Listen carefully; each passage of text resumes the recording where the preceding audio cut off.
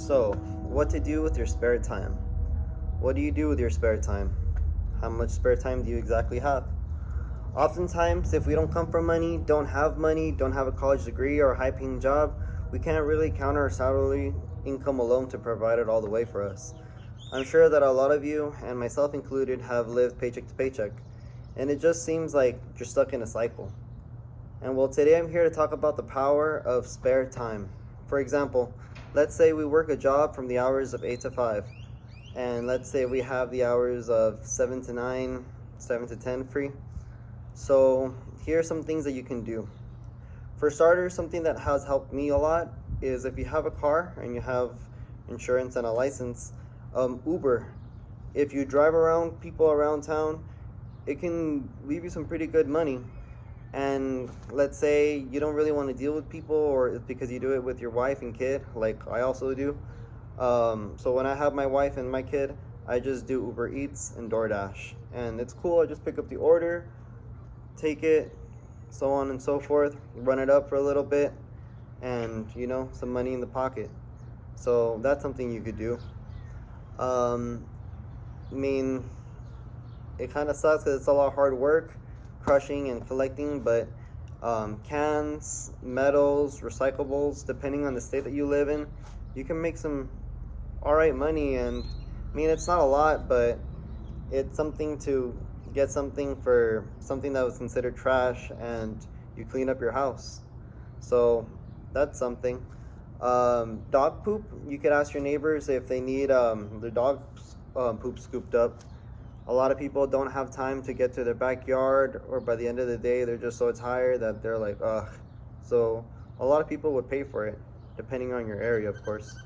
And also putting out and putting in trash cans for people. So you could charge $5 per house, taking out their trash and putting it back in once the garbage man comes. And think about it. You do 5 houses, that's $25. You do 10 houses, that's $50. You do 20 houses, that's an easy 100, and it won't take up much of your time. Washing cars, depending if it's like a regular sedan or if it's like a truck, a van, you can charge accordingly, inside and out. If you have a coin-operated car wash that has the vacuums, and if they trust you, you could even take their car and go vacuum it out there if you don't have your own vacuum, and arm it all up, clean it up, clean up the rims, and shit, that's a little detail. You can charge $50. I mean, for starters, of course, you don't have a lot of cash, and a lot of resources, so you can't really charge too much, but you get what I'm saying. Something that has really helped me is mowing lawns and lawn care.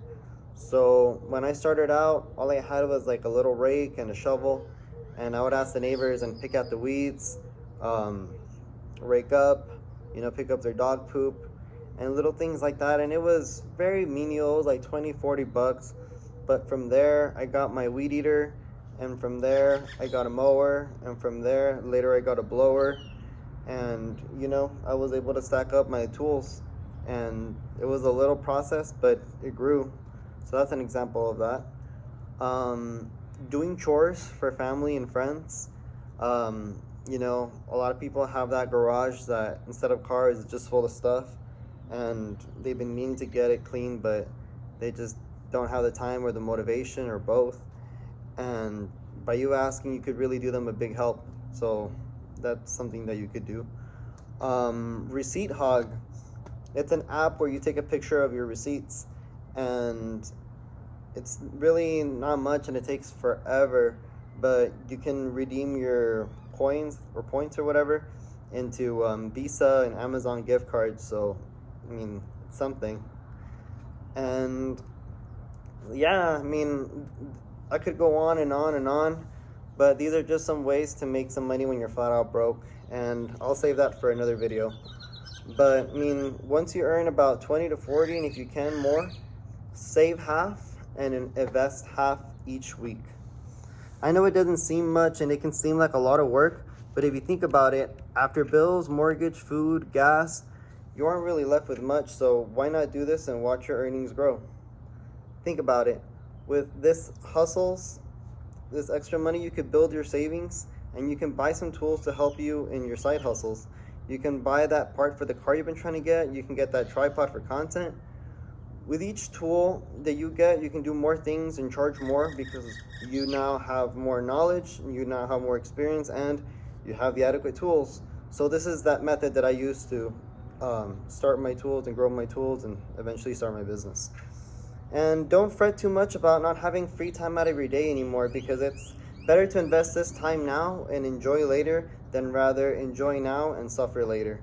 Maybe all that you needed was this little boost that your job cannot readily provide, but applying this time will definitely do.